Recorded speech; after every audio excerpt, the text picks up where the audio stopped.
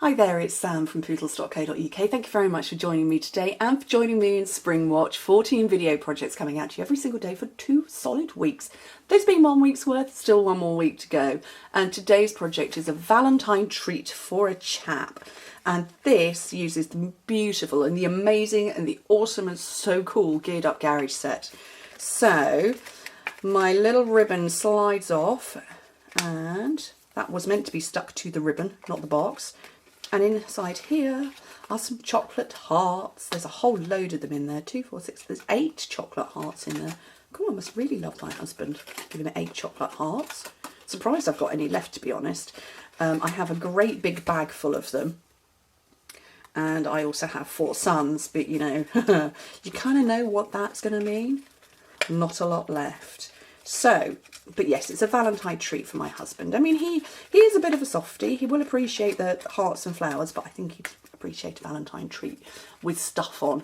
And actually, I had my son Jack help me out with what to put on the front, and we went for the car and I coloured it in. I don't know if I've done it right or not. He tells me the name of these cars and I have no idea. So this time round, I'm going with this paper. And I'm going to put gears on the next one, not a car. But the cars are brilliant, and you actually can't see the detailing of it all that well in the catalogue. So that's got a lot of detail. And then there is a motorbike one as well, which I'm going to find and show you, that also has a lot of detail. As in, it's got different cars. Let me find it. So I'm going to flick through so you can see as we go. Unless he's pinched that one sheet. Actually, there was more than one sheet. Typical, I can't find it now. Probably on the other side. There it is. So you've got all these different motorbikes. My husband has got, he does art bikes and stuff, and he has got a bike that he did up. It was literally a box of bits, and he's turned it into a cafe racer, which is a bit like that. So if you saw the blog hop project from a few weeks ago, you will have seen it. I'm sure that probably is a legitimate engine from something. I wouldn't have a clue, personally. But yeah, just a really, really cool set, and I love it. And I just, yeah, it's this one spoke to me, this set. I thought, I know a lot of people who would appreciate that. But anyway, let me show you how to make this darling little box. 6x6 paper, 15x15. So if you're metric, trim it down a little bit. But I love it. It's kind of like pre-cut for boxes. On the first side, score it at 1 inch, 2.5, 3.5 and 5, which in metric is 2.5, 6.25, 8.75, 12.5, and then whiz it around and score it at 1 and 5, which is 2.5 and 12.5. And actually the finished dimensions of the box, it's 4 inches wide, 1.5 by 1, so that's 10 by 3 3/4 by 2.5. Okay, so good size box. And yes, I'm sporting a burn on my arm at the moment. I did baking with my son the other day. He announced he wanted to make a cake on a Thursday afternoon, well, Thursday evening actually, and I said, well, it's kind of bedtime, that's not going to happen now, but we'll do it tomorrow after school. So after school we did it, and he wanted to make a layered cake, so lots of different colours. So we made 5 coloured cakes. He chose all of the colours. It was a rainbow, except it was missing yellow, which hurt my brain. And I made it in these 5 little pans. So I think it was a 6-inch cake, so only 6 inches wide, but obviously very tall. And I had them 3 layers and 3 trays and 2 on the next layer down. And I grabbed one at the back and lifted up and burnt straight across my arm. I did my first aid, hence why it's uncovered and not blistered. Taught very well by my mum, who was a nurse. Okay, so you can see I've scored everything. And when you hold it this way round with 2 horizontal lines and 4 verticals, we've got a square and then a sort of a fat rectangle. The squares is where we're going to cut into. So if I do the first one, you'll see what to do with the next 6. So the first one, I've kept the rectangle straight and cut into the square on both sides. And that will mean that when you glue it and close it, you're going to get this lovely flush close. It's not going to be bits sticking out or gaping or overlapping or anything like that.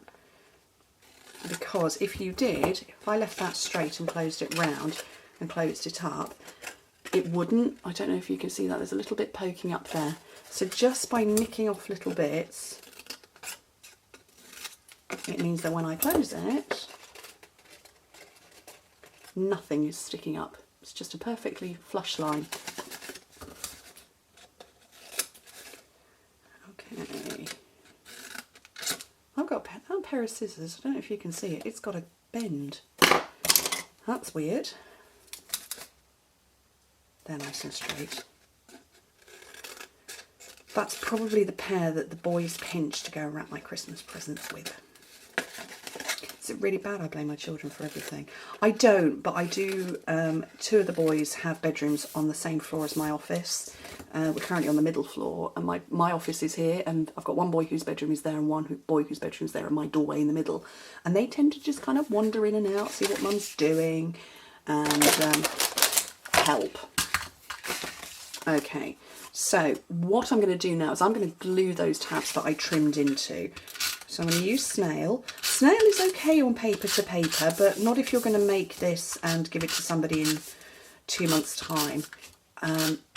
You would want a stronger adhesive for that. So I'm just going to wrap it round and line up those edges. And so as I promised, perfectly flush edge. Bring the same round.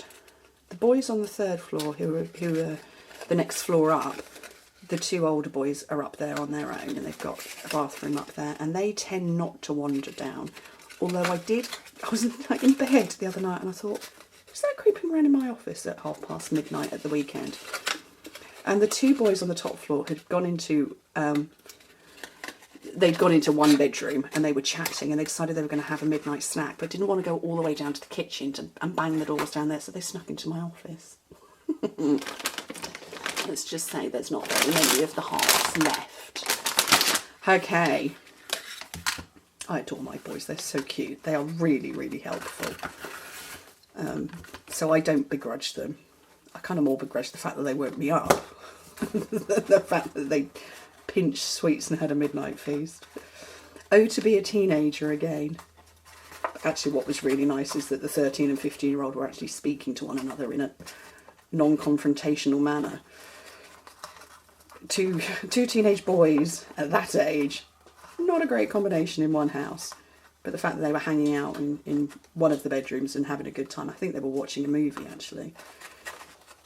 It was really it was quite nice. Okay, so I'm tying a square knot with a bit of ribbon that I can't get hold of. There we go. And trim that off. And that one. And then I'm going to pull out, I'm not going to do any stamping on this one, but there are loads of these little gear pieces, and then one very big one. Now that big one is going to be too big for that. So I'm going to go with that set of smaller ones, I think, and I'm going to do them in black because I fancy doing them in black, to be honest.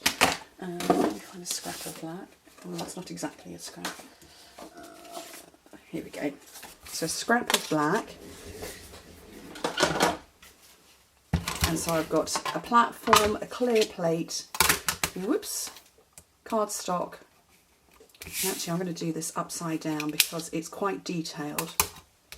So what I've done is I put my die facing upwards and my cardstock over the top, then a plate over the top.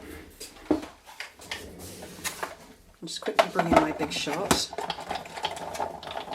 and run it through, and hopefully that will cut out all of the detail, almost. Let me do that again. This was a brilliant tip passed on by Dina Rico, who's a US demo, and I don't remember which die set we had, but it was extremely detailed, and this was her suggestion. I saw it on one of her videos. Excuse me, saw it on one of her videos, and I've used it ever since. Only on the extremely detailed ones. But brilliant tip, Dina. Thank you very much. So I'm going to pop out the centre parts. I'm going to pop it out, and I don't know if you can see, but it's actually embossed it as well. So we've got more than, hang on. There you go, can you see the embossed detail as well? Very cool. Okay, pop that away. So I'm going to find my mini glue dots and my paper piercer, and I'm going to hide these, fold them over a little bit and tuck them onto the thick black part, there and there. And I'm going to stick this to the box, not to the ribbon. The garage elements that you've got are these ones here. So you've got a wrench and a key, and I'm sure my first Ford Fiesta had a key that looked like that. I swear it did. And again, I'm going to get these, and so obviously I've got autofocus on now so you can see, hopefully. Take a paper piercer, and you just fold up your mini glue dot and you get a ball of glue, and then you can hide that behind anything.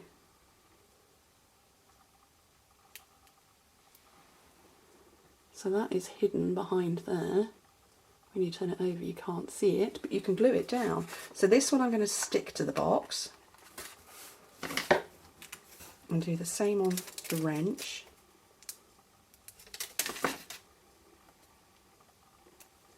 And again, hidden away. And this one I'm going to attach to the ribbon so that it will move with the box.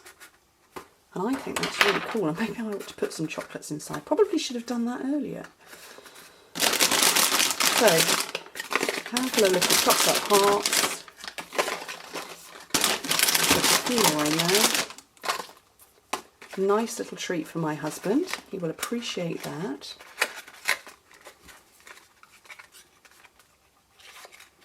Slide that back on.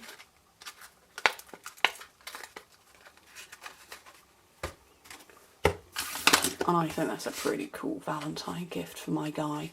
Anyway, what do you think? Hope you like it. Thank you ever so much for joining me. Hope to speak to you soon. Bye.